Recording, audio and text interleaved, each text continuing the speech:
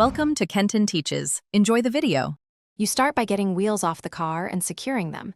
This gives full access and prevents damage. Once done, remove tires, valve stems, and any weights so you can work on raw metal. Next, degrease thoroughly and strip paint and clear coat down to bare aluminum.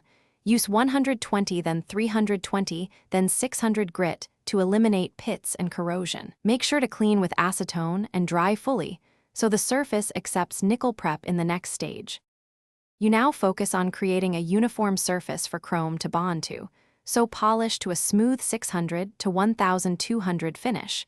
This reduces orange peel and highlights defects. Then carefully mask lug holes, inner barrels, and any areas not being plated using high-temp tape and plugs so plating stays only where needed.